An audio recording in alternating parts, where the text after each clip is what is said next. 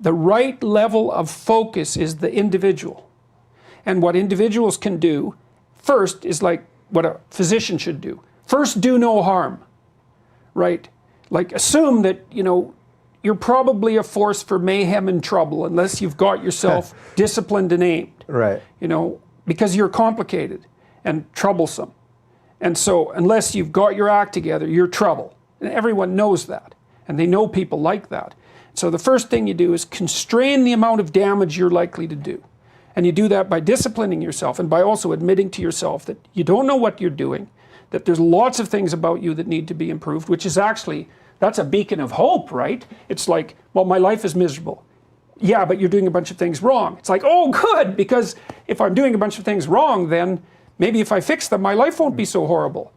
Well, that's good. And everyone knows about the fact that they're not doing things right, fundamentally. You know, they don't have to examine their conscience that much to figure that out. And then you can start aiming for something good. Start not lying any more than you have to, or maybe not at all if you can train yourself. Then you start to discern truth from falsehood. And then you can find out empirically, does your life get better or worse? Well, you know, I've got hundreds of letters now, maybe thousands of letters from people who have been trying that, you know, and they say, well, you know, I'm way better. I'm doing way better than, you know, than I thought that I was before. I went into a restaurant the other day in Toronto, and this kid came up and he shook my hand and he said, I just want you to know that since I've been listening to you, I've got 3 promotions at this restaurant. And I said, well, you know, good work, man, like way to be. And he said, yeah, well, I started coming in on time and I'm working really hard and I'm trying to figure out how I can do a good job here instead of being above the job, you know. I'll take this until I get something better. It's sort of beneath me. It's like, no, probably not, actually. It's not that easy to do most jobs. It's actually hard to do most jobs, especially to do them well. And it turns out that the world is constituted, if society is set up well, that if you do a good job, invisible doors open in front of you. Because people, and I know this, I've had lots of contact with businesses and academic institutions, and like the people who run things competently are often, but not always, very interested in finding young people that they can mentor and move forward. It's actually one of the pleasures of being competent in something. Yeah. And so if they see someone who's like going that extra mile, you know, busy people have lots of opportunities around them. And they think, oh, I've got that opportunity. I can't really do it, but I can funnel it over to this kid here. Yeah. Like, let's see how he or she does it. You know, and so you say, yeah, you want to try this? And the person says, well, I don't have time. It's like, well, okay. But the smart kid says, yeah, yes, I'll do that. And then the person with opportunities watches and thinks, okay, well, let's, you know, we'll back up a bit, see if the person does it. And if they do it, it's like, hey, here's 4 more opportunities that I don't have time for.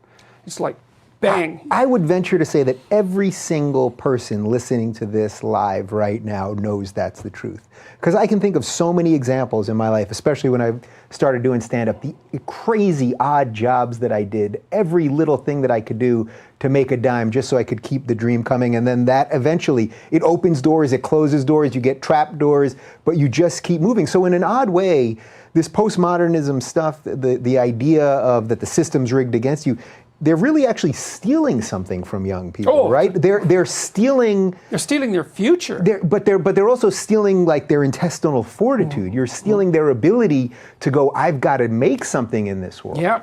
Well, and their optimism. It's like, no, look, the system is rigged against you. Okay, you're gonna die. You're gonna be ill. Like, it's rough, man. Now, you don't want to lay that at the feet of the social structure, because the social structure, at least in part, is trying to have you not die, right? I mean, that's why we have walls and electricity and all of that. It works pretty damn well. You know, you're probably going to live till you're 80. And the only reason you're not going to live longer is because we can't figure out how to get you to live longer. That's why. You're not going to starve to death. Wild animals aren't going to tear you in pieces. Tyrants aren't going to rip you from limb to limb. It's like, these are good things. Now, you still got a big problem because the cosmic system is rigged against you in a sense.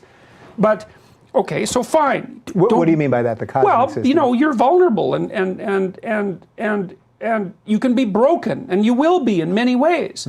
But you can't blame someone for that. It's just, that's the structure of reality. Okay, so what do you do about that? Well, as far as I can tell, and I've always looked as a psychologist for optimistic ideas. And I'm not an easy sell with regards to optimistic ideas, especially because of my basic belief in the idea that, you know, the most profound truth is that life is suffering. It's okay, fine, life is suffering. You can't blame that on anyone. All right, so what do you do about it? Well, maybe nothing. Maybe nothing. Maybe the jig's up. It's hopeless, you know. But maybe that's not right. Maybe here's something. What you have against the suffering and the malevolence, let's say, you have possibility. You have potential in front of you, inside of you even, whatever that means. So here's the question. What would your life be like if you made use of all the potential that you were offered? That's the optimistic question, because you can test it out. Say, okay, well, I'll just try that for a year. I'm gonna do the best I can at everything that offers itself to me, just as an experiment. And then I'm gonna see, well, is my life better or is my life worse? It's like, you try it for a year, you think, it's actually better. My friendships are better, my family's better, I'm less anxious, I'm more positively oriented, I'm less resentful and bitter and jealous and angry. You know, I'm more physically healthy. It's like, hey, great, and you're not that good at it. It's like, what happens if you did that for 5 years? Yeah, that's a good addiction. That's an addiction. Yeah, it's an addiction to possibility. And then it's also an exponential thing. And this is actually technically true. We know this beyond a shadow of a doubt. There's this principle that economists talk about. They often call it the Matthew principle, which is based on a statement in the New Testament. From those who have everything, to those who have everything, more will be given. And from those who have nothing, everything will be taken. It's really a vicious statement. But what it means is, as you go downhill faster and faster. And people know that. It's like, it isn't linear, man. It's exponential. You do one thing, stupid, then 2 stupid things happen, then 4 stupid things happen. And, before you know it, you're done. But the reverse of that is also true. You do one good thing and then, you get 2 opportunities and you fix them up and you get 4. And this is how the world works. It's a fundamental economic principle. And you see, because of that a small proportion of people have most of the gains accrue to them. And they're the ones, they're healthy. That's luck often, They didn't get run over by a bus. Like, there's lots of arbitrary things about life that have to go right. But after that, it's like, those are also people who are capitalizing on what they're being offered without bitterness or resentment. And then maybe it won't work for you, but you don't have a better plan than that. It's interesting because as you're saying this, I'm just reminded of a line that my grandma said to me once in her later years when she was in her mid-80s. Health was failing. She had cancer and heart disease and several other things. And I saw her, she was trying to get up from the couch and she was struggling to get up, and I tried to help her. And she didn't want help. And she said, God helps those who help themselves. She wasn't a particularly religious person in any way or even spiritual that I knew of in any particular way. She was traditional, but not particularly religious. Yeah. But I thought at first it didn't make sense to me. Why wouldn't you want your grandson's help to get up if you're struggling? But then it did make sense to me. I think maybe years later I finally understood it, and I think it sort of fits well with what you're saying here, that putting the God part of it aside, she knew she had to help herself. That you have to help yourself. Yeah, well, because otherwise you'll become dependent either on your grandchild helping you up or the entire system propping you up or whatever it is. Well, that's the Freudian Oedipal nightmare, really. It's like, hey, mom does everything for me. It's like, oh, really? That's not so good, because that means you can't do anything for yourself. And so there's a rule for working with old people in old age homes, and the rule is don't do anything for the residents that they can do themselves. You think, well, that's pretty harsh. It's like, no, it isn't. You're helping them retain their independence and their strength, right? Yeah. So you're not stealing their strength. And it's the same with little kids. Like, little kids should be doing whatever they can that's productive and useful as young as they can. Like, if you have a 2-year-old who's just toddling around, you can get that 2-year-old to set the table. We used to have our kids do that. It's really funny to watch, because the table's like a foot and a half above their heads. Right. So, you give the 2-year-old a knife, not a sharp one, obviously. That's a different psychological game. You can save that for next time, Peterson. Yeah, exactly. And you say, okay, go put this on the table. No, they can't exactly put it beside the plate because they can't see the damn plate. Right. But the kids are actually, if you're careful with them and you adjust your expectations to their level of developing expertise, that's called the zone of proximal development, by the way, they're they're more than happy to comply, because it helps them develop and move forward, and they have a really powerful instinct for that. You know, and with kids, it's also interesting, if you watch them very carefully, you can see when they're ready for the next task, you know. And then also the kids, you know, people talk a lot about self-esteem, which is it's very badly conceptualized, self-esteem, because it's come to mean you should feel good about yourself, which I don't believe.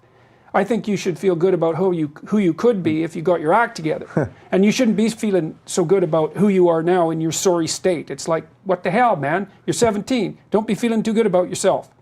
Get your act together and see what you could be, and feel good about your trajectory. Yeah. That's way different, but also your competence. And so, like, even with little kids, is they know they're being taken care of. They have an existential debt to their parents. It's like, if you allow them to be useful and encourage them to do things, then they get to pay off that existential debt. And then they can see that they're contributing members of even this small society. And it's no lie.